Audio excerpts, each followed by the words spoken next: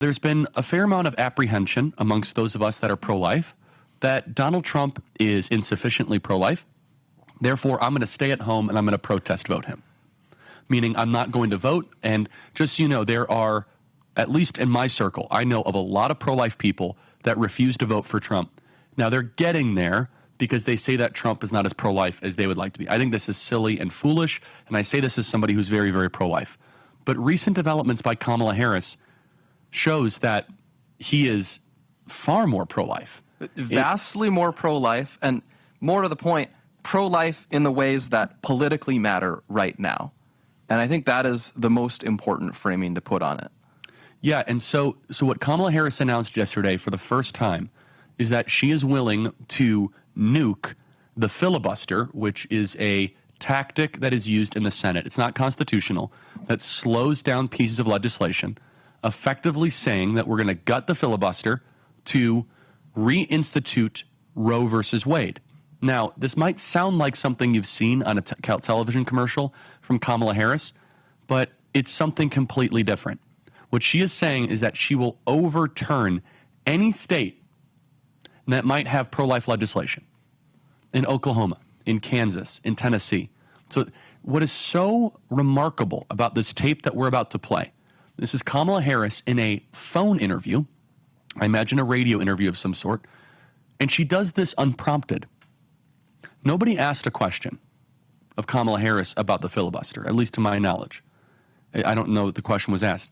It seemed as if Kamala Harris just meandered right into it and said it, and her team had it prepared for her to make this announcement. Kamala Harris wants to tell states like Tennessee what they can do with their pro-life legislation. The brilliance and the moderate ground that President Trump has been saying is this is a states' rights issue. It has been for quite some time. There'll be ballot referendums and state laws. Kamala Harris wants to overturn the state-directed, citizen-led component of the pro-life abortion debate. Listen to Kamala Harris saying that she will get rid of the filibuster to accomplish such radical and unprecedented policy objectives. Play cut 55.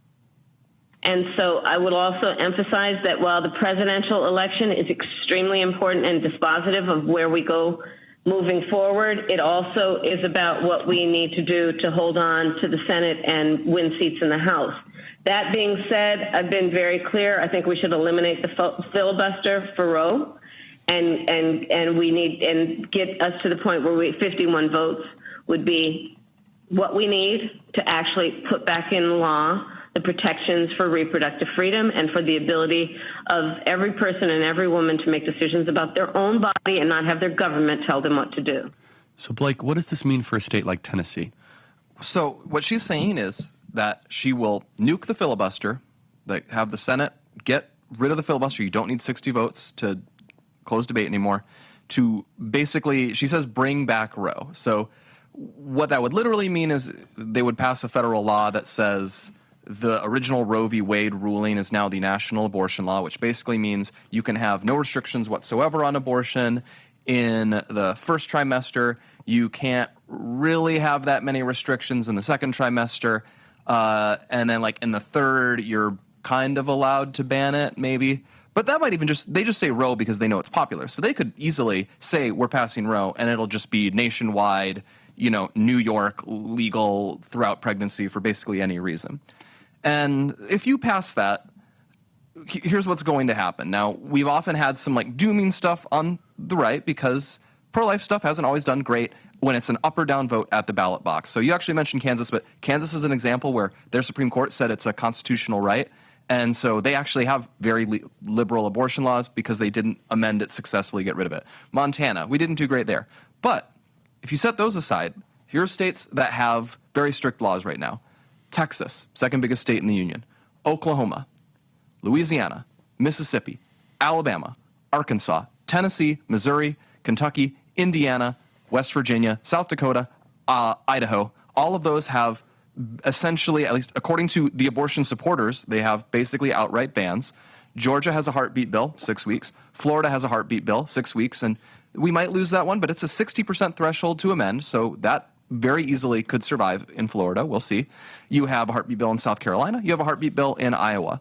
So I didn't keep exact track, but that's about 20 states. Oh, North Dakota had a ban, and then a judge threw it out, but it's like a low-level judge. They'll probably reverse it. Right. So you basically have about 20 states here that have vastly more restrictive abortion laws, thanks to the Dobbs decision, that have so far not been overturned in any vote.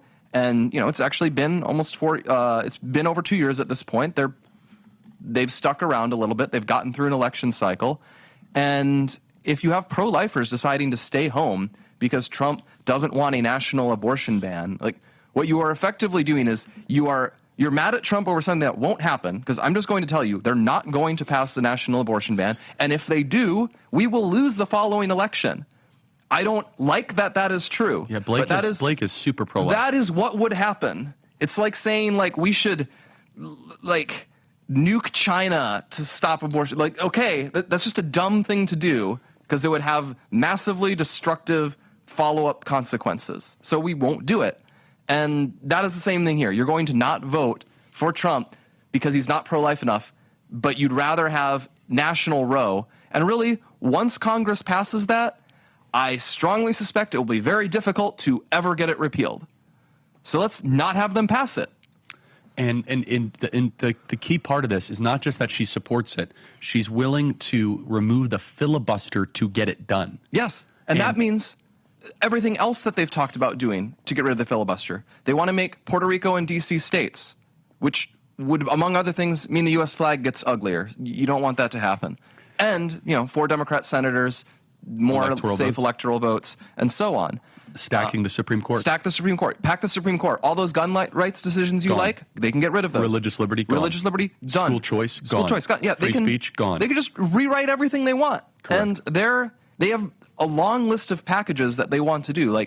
You know how we got in trouble for Project 2025? There are 50 different liberal nonprofits with 50 million more in assets, and they all write their own Project 2025s, and almost all of them have a massive list of things they can do if they get rid of the filibuster. And if you're pro-life out there, if you're a Christian or a Catholic, and you say, I'm not voting for Trump because he's insufficiently pro-life, let me be as clear as I can. Not voting for Trump is a ticket to one-party rule and would have nationalized abortion. It would overturn every single state where we made progress, and then you'd be giving the keys to the Democrat Party to add D.C. and Puerto Rico as states, because they'll use the filibuster for that. They'll get rid of the filibuster for that. Pack the Supreme Court, and then also pass H.R. 1, which is universal mail-in balloting, and just no amnesty. They'll pass amnesty. And look, I'll be honest. I was talking to some pro-life leaders last night, and they said, yeah, we're organizing people to protest against Donald Trump. And I said, you're being immature children, throwing the country out. That not only is your point stupid, but it is materially, it's like, not only is your protest point stupid, but if Donald Trump wins, the pro-life movement stays alive. If Kamala wins, it could be obliterated for a generation. A generation. And not to mention, Kamala Harris will use the FBI, the Department of Justice, and the IRS to go after any pro-life leader in the country. And so I hope you guys are listening carefully here. She'll attack pregnancy crisis centers. Every state that has passed pro-life legislation will just be overturned and reversed. But I guess it's worth it to not vote. It is, what'd you call it, Blake? Moral virtue signaling, right? Yeah, you'd rather go back to the era where things were worse because I guess you had more moral clarity then or something. No, that's what some people say. It makes you wonder, what team they're actually on.